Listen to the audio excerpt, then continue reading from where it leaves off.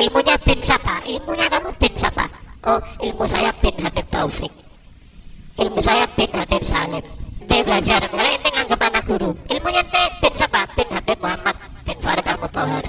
Bin siapa lagi? Bin tadi itu bin Habib Salim, bin Habib Taufik, bin terus sampai ke Rasulullah. Itu. Ya, kalau ente punya guru, tak jelas. Bin siapa ilmunya? Bin Ustadz ini. Terus bin siapa? Orang arti bin yang di mondok orang arti. Mengkotek. Nasabmu tak jelas ini. Nasab ilmumu tak jelas ini dari mana ini? Ini dari Rasulullah atau dari iblis? Tak jelas. Jadi hati-hati nyari guru itu yang betul-betul ilmunya jelas, betul-betul alim, nanggung. Lu ini buat bekal akhirat kok. Nyari guru kok setengah-setengah orang niat loh. Sebenarnya aku kan ngaji, penting aku. Assalamualaikum warahmatullahi wabarakatuh. Bismillah, alhamdulillahirabbil alamin, wassalatu wassalamu ala rasulillah wa ala alihi washabihi wa man tabi'ahum bi ihsanin ila yaumiddin. Segala puji bagi Allah, Tuhan semesta alam, yang telah menciptakan kita dari diri yang satu. Video kali ini saya akan membahas tentang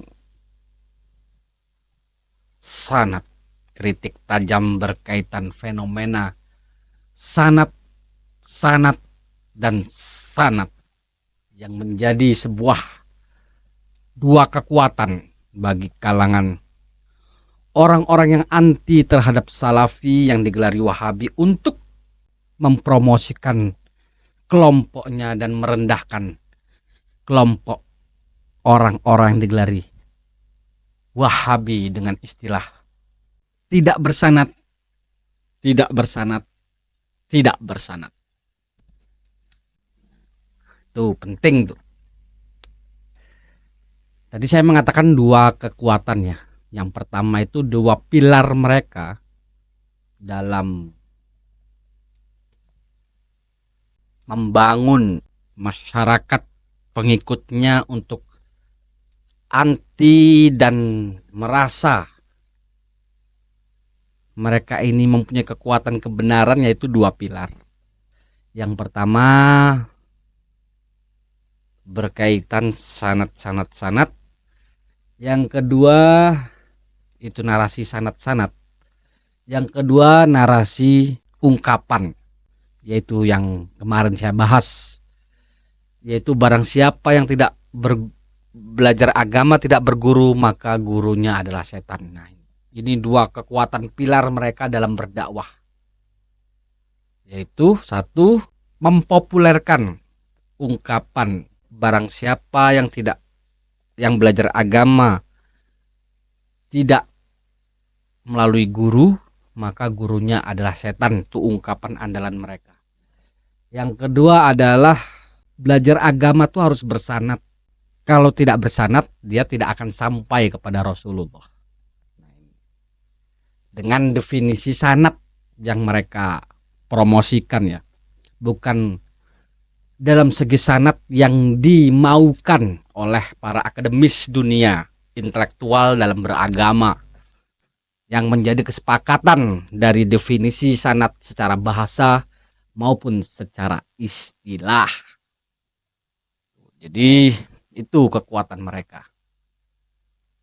untuk memojok-mojokkan menggelari orang-orang yang kritis terhadap kelompoknya dengan ungkapan-ungkapan dua pilar tersebut. Jadi saya di sini akan mengangkat berkaitan sanad. Sebelum saya menyampaikan definisi, pengertian, dan secara bahasa dan istilah, saya akan memberikan mukadimah dulu berkaitan sanad tersebut. Sanad itu sebenarnya pembicaraan dalam dunia ilmu hadis. Cuma di abad ini ditarik ya, diciptakan dengan istilah sanad-sanad baru untuk memperkuat kelompoknya. Jadi kalimat sanad ini dipopulerkan kembali untuk mempertahankan pemahaman-pemahaman ahlul kalam, yaitu berkaitan tentang bagaimana seseorang itu harus berakidah dengan akidah ahlul kalam, contohnya Asy'ariyah, yang agar tidak taklid, agar tidak ikut-ikutan, bisa mengambil sanad terhadap pemahaman tersebut dengan cara belajar menyusun kerangka logika untuk memahami sifat-sifat 20, yaitu sifat yang dipopulerkan oleh kalangan Asy'ariyah, bukan Abu Hasan al-Asy'ari, tapi Asy'ariyah pengikutnya Abu Hasan yang dikembangkan kembali. Nah, itu sanad. Jadi jika mereka menggelari kita atau menghardik kita ya, menghina-hina kita, tidak bersanad, itu sebenarnya sebuah kebodohan mereka yang tidak mengerti maksud sanad tersebut, dan karena korban dari kebodohan orang-orang yang membodohi mereka berkaitan antinya terhadap Wahabi, Salafi yang digelari Wahabi, yaitu dengan akal-akal mereka merendah-rendahkan, menyesat-nyesatkan. Sebenarnya kalau pembicaraan sesat menyesatkan, mereka itu juga sesat menyesatkan juga mereka itu. Karena mereka itu suaranya lebih kuat ya. Jadi seolah-olah mereka itu benar ya. Itu bagi orang-orang yang nggak kritis, yang nggak tahu. Berkaitan tentang sanad tadi ya, sanad. Apa yang dimaksud sanad? Jadi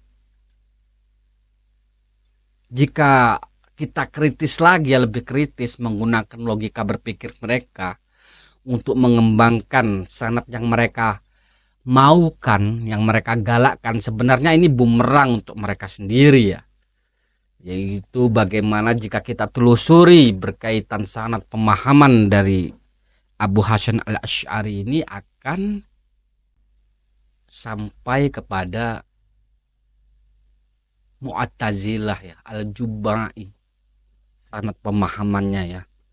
Memang sanad nasabnya dia kepada Abu Musa al-Asy'ari, sahabat Nabi, tapi sanad pemahaman agamanya dia sampai ke Wasil ibnu Atha. Nah itu kalau mau kita paksa-paksakan, cuman nanti kita sampaikan seperti ini mereka nggak terima. Fakta sejarah seperti itu. Bahkan ada upaya-upaya untuk menghapus sejarah kelam dari seorang Abu Hasan al-Asy'ari yang dahulu kala menjadi pendekar, pejuang, macan dari kelompok paham Mu'tazilah, yang dengan sebab paham tersebut seorang Al-Imam Ahmad bin Hanbal rahimahullah ditangkap, disiksa karena provokator, karena pejuang-pejuang politik dari kalangan ulama Asy'ariyah itu mampu mempengaruhi pemerintah pada saat itu. Jadi jika kita melihat orang-orang Asy'ariyah dalam berpolitik saat ini, itu mereka sudah punya modal ya. Memang kalangan Mu'tazilah dahulu kala itu orang yang paling cerdas dalam berpolitik, dalam memberikan masukan-masukan, dalam memberikan pengaruh-pengaruhnya terhadap penguasa-penguasa. Jadi jangan heran jika ada orang-orang akliyun, pemuja-pemuja akal ini mampu menguasai kalangan-kalangan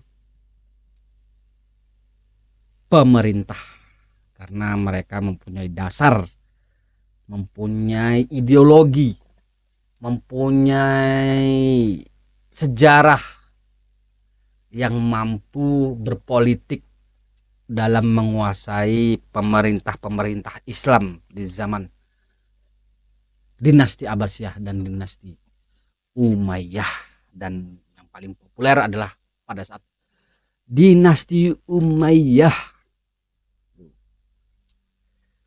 Baiklah, saya akan mengangkat sebuah pembahasan sanad tadi ya. Pembahasan sanad.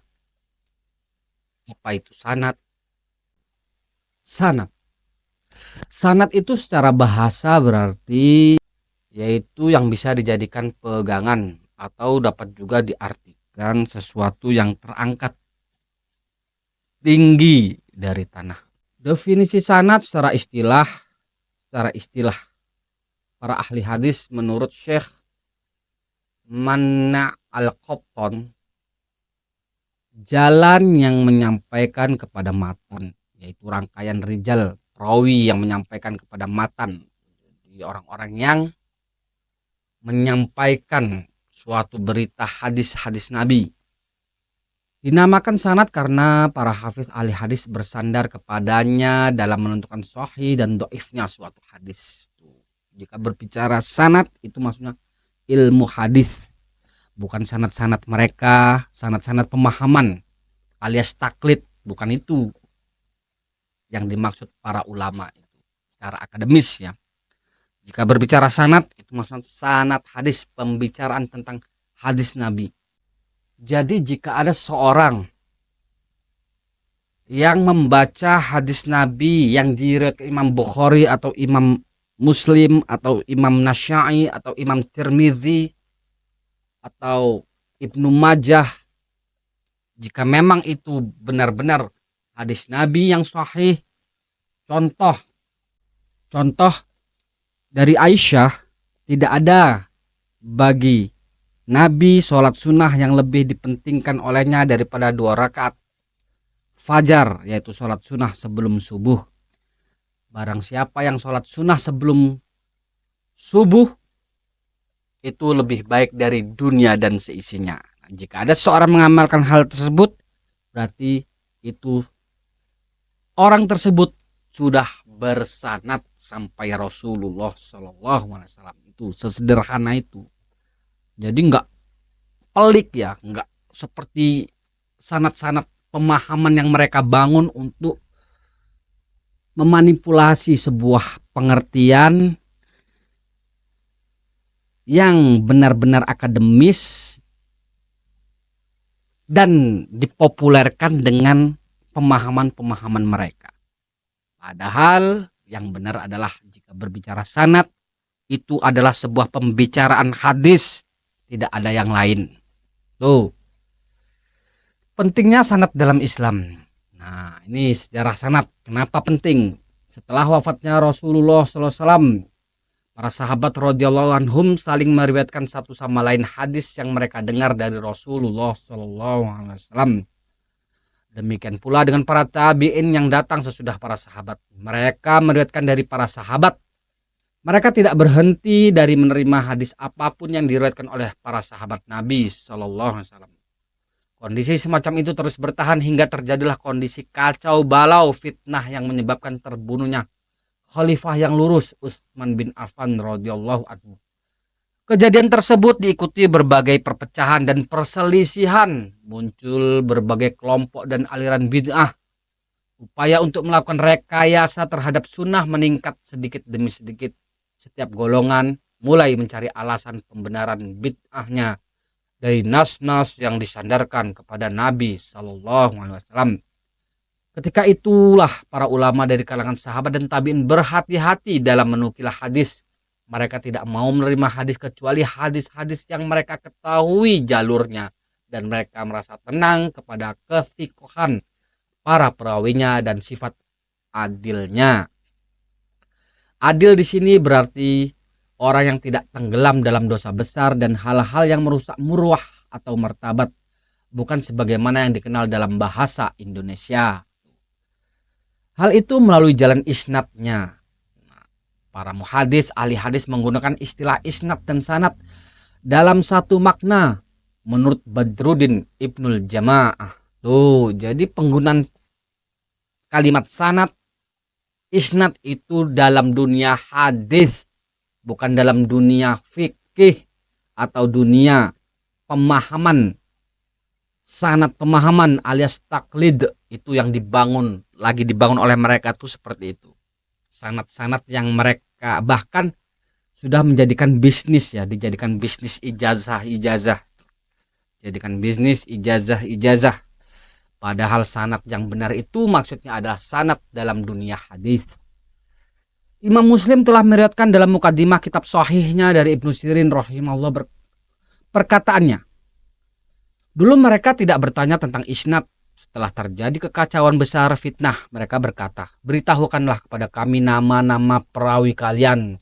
Tuh, setelah Utsman terbunuh, kekacauan, orang-orang berbicara agama. Itu makanya orang-orang soleh, orang-orang yang cinta terhadap sunnah-sunnah Nabi itu berupaya bagaimana mengumpulkan sebuah kata-kata Nabi itu dengan meneliti, menanyakan siapa-siapa perawi-perawi kalian jika berbicara agama. Nanti diteliti kembali. Tuh luar biasa ya. Ditelitilah yang dari kalangan ahlu sunnah dan hadis mereka diambil, dan diteliti pula yang dari ahli bid'ah kemudian hadis mereka tidak diambil. Upaya untuk melakukan konfirmasi dan penelitian ini sejak masa syikhar sahabat junior yang menemui masa fitnah tersebut. Di dalam mukadimah Imam Muslim dari Mujahid, ia berkata, Bashir al-Addawi menemui Ibnu Abbas, lalu dia berbicara dengan mengatakan, Rasulullah SAW bersabda. Ibnu Abbas tidak mau mendengarkan hadisnya dan tidak pula mau melihatnya. Maka Bashir berkata, wahai Ibnu Abbas, ada apa dengan diriku? Aku melihatmu tidak mendengarkan hadisku. Aku menyampaikan hadis Rasulullah SAW kepadamu, namun kamu tidak mau mendengar. Ibnu Abbas berkata, kami dahulu bila begitu mendengar ada seseorang berkata, Rasulullah SAW bersabda, maka pandangan kami langsung tertuju kepadanya, dan kami berkonsentrasi untuk mendengarkannya. Jika orang-orang mulai mengambil segala jalan, kami tidak mengambil dari orang-orang kecuali apa yang kami ketahui. Kemudian para tabi'in mulai menuntut adanya isnad saat dusta atas nama Rasulullah SAW menyebar luas. Abul Aliyah berkata, dahulu saat kami mendengar suatu riwayat di Basrah, Irak dari para sahabat Rasulullah SAW, kami tidak merasa puas sampai kami pergi ke Madinah sehingga langsung mendengar dari lisan mereka sendiri. Memang kebanyakan dahulu kala dari Irak tuh banyak banget tersebar hadis-hadis palsu. Perhatian yang demikian besar terdapat isnad ini merupakan kepada kita, menunjukkan kepada kita betapa pentingnya isnad itu dan pengaruhnya dalam ilmu hadis. Urgensi ini terlihat dari beberapa sisi. 1. Isnad merupakan salah satu ciri khas umat Islam yang membedakannya dari umat non-muslim. Tuh. Jadi di non-muslim itu tidak ada masalah isnad, sanad, tidak ada. Tidak ada satu umat non-muslim pun di muka bumi yang memiliki ciri ini sama sekali.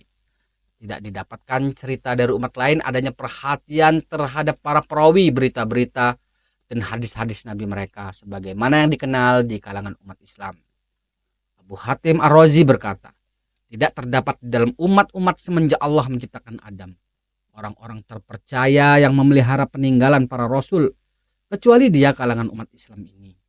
2. Melalui isnad dimungkinkan untuk melakukan tahqiq, penelitian untuk memastikan kebenaran hadis dan berita serta mengenali para perawi sehingga orang yang mencari hadis bisa menentukan derajat hadis sahih dan dhaifnya. 3. Melalui isnad sunnah terpelihara dan terlindungi dari rekayasa, pengubahan, pemalsuan, penambahan dan pengurangan dan seterusnya. Tuh. Kemudian perkataan ulama tentang sanad. Berikut perkataan ulama tentang urgensi sanad. Abdullah bin Mubarak berkata, isnad menurutku bagian dari agama ini. Kalau bukan karena isnad, benar-benar siapa saja bisa mengatakan apa saja yang dia mau katakan. Menurut Abdullah bin Mubarak. Jadi kalau orang itu, makanya jika berbicara hadis itu yang dilihat tuh perawinya, sanatnya itu, maksudnya orangnya itu yang dilihat. Isnad. Nah, jika dipaksa-paksakan ya, sebenarnya mereka itu bahaya juga ya, orang-orang yang membangun definisi sanad dengan tipologi tipologi kelompok lain, pemahaman lain untuk membangun sebuah argumentasinya untuk mengalahkan orang-orang yang mengkritik terhadap pemahamannya. Itu lucu ya, karena luar biasa ya. Jika ditelusuri dengan gaya-gaya mereka, dengan definisi cara sanad hadis tersebut ini, tipologi yang dilakukan oleh sanad hadis ini, secara akademis mereka itu bisa berbahaya loh. Contoh, di dalam sanad-sanad dunia hadis itu ada perawi-perawi yang digelari pendusta, lemah, dan lain sebagainya. Bagaimana kredibilitas mereka dalam menalurikan secara akal ya, untuk menjelaskan kepada umatnya ini seberapa kuat kriteria perawi sanad-sanad itu dalam menyampaikan sebuah gagasannya, sebuah berita, sebuah pemahaman agamanya, kaitan sanad yang dibangun oleh mereka-mereka yang anti terhadap salafi yang digelari Wahabi. Jika mereka ingin membangun sanad baru ya, sebuah sanad dengan istilah baru, sanad pemahaman alias taklid. Kemudian Ats-Tsauri berkata, isnad itu senjata orang beriman. Bila dia tidak memiliki senjata, maka dengan apa dia akan berperang? Syu'bah berkata, setiap hadis yang di dalamnya tidak ada kalimat hadatsana, telah bercerita kepada kami, dan akhbarona, telah memberitakan kepada kami, itu seumpama seorang pria yang berada di belantara padang pasir dengan unta, namun dia tidak memiliki tali kekang. Tuh, kalimat-kalimat yang saya sampaikan seperti perkataan Abdullah bin Mubarak, Ats-Tsauri ini terkadang digunakan oleh mereka-mereka yang ingin mempopulerkan istilah-istilah sanad baru mereka, yaitu dengan mengutip kekuatan dari perkataan-perkataan seperti Abdullah bin Mubarak dan Ats-Tsauri. Itu mengerikan banget ya, gaya-gaya mereka tuh ya, membangun definisi sanad menurut pemahaman mereka, kemudian untuk memperkuat pengertian tersebut dia menggunakan perkataan-perkataan ulama-ulama salaf, yaitu pembicaraannya tentang isnad seperti perkataan Abdullah bin Mubarak berkata, isnad menurutku bagian dari agama ini. Kalau bukan karena isnad, benar-benar siapa saja bisa mengatakan apa saja yang dia mau katakan. Menggunakan hujah-hujah Abdullah bin Mubarak itu banyak akan terstruktur di dalam akal mereka dalam mempertahankan ideologi pengertian dalam sanad-sanad yang mereka maksud, dan menggunakan para pemuda-pemudanya yang ahlul kalam, yang mempelajari ilmu mantik untuk merasionalisasikan. Tuh, ngeri banget. Tuh, jadi tuh pembicaraan sanad Sekali lagi, standarisasi pengertian jika berbicara sanad itu adalah maksudnya adalah sanad hadis, bukan yang lain. Itu jika kita ingin selamat dari pemahaman-pemahaman sanad yang mereka bangun. Demikianlah, semoga bermanfaat. Subhanakallahumma wa bihamdika asyhadu an la ilaha illa anta astaghfiruka wa atubu ilaik. Assalamualaikum warahmatullahi wabarakatuh.